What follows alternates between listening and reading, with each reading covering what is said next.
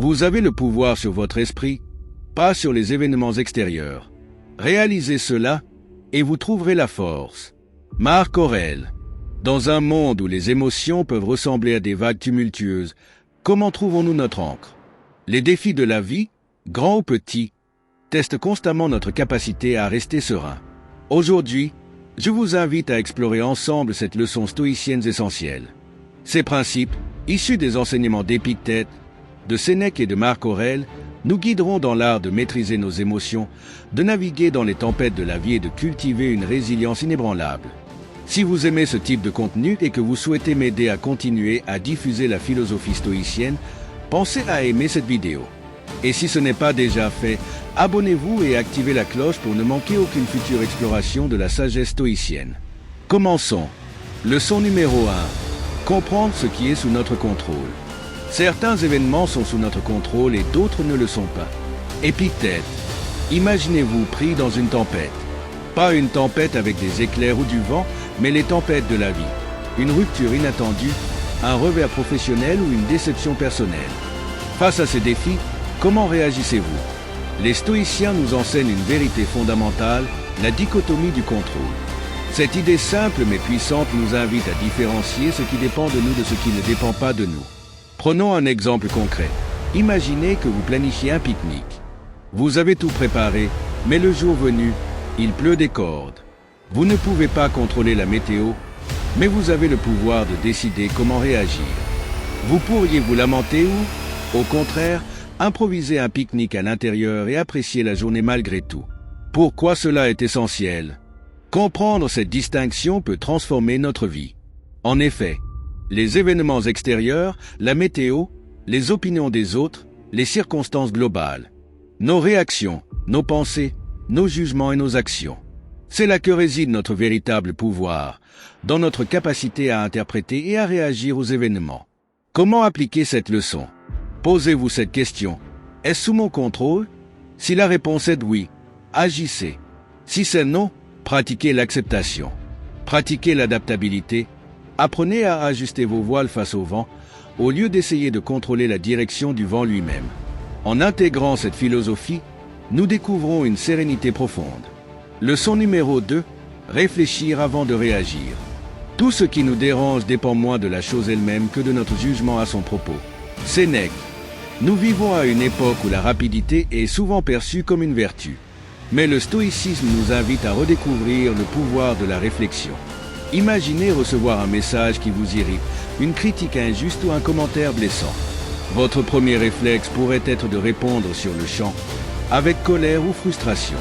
Mais que se passerait-il si vous vous accordiez une pause, en prenant le temps de réfléchir? Vous comprenez vos émotions sans leur laisser les rênes. Vous évitez les réactions impulsives que vous pourriez regretter plus tard. Les avantages de la réflexion.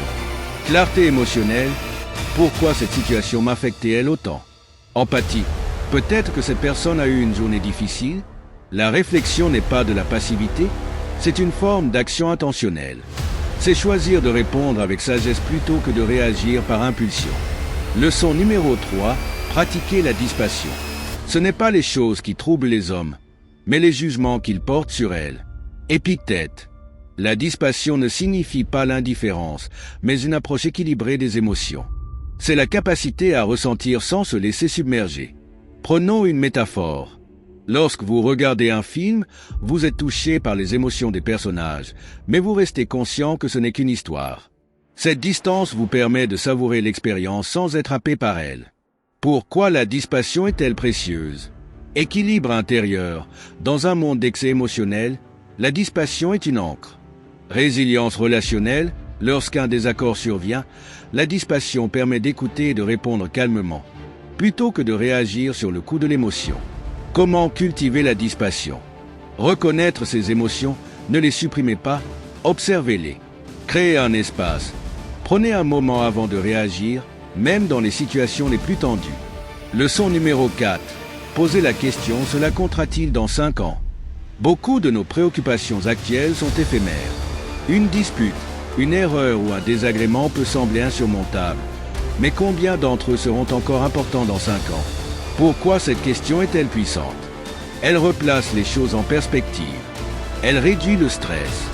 Demandez-vous, ce problème aura-t-il un impact durable? Quels souvenirs ou leçons en tirerez-je?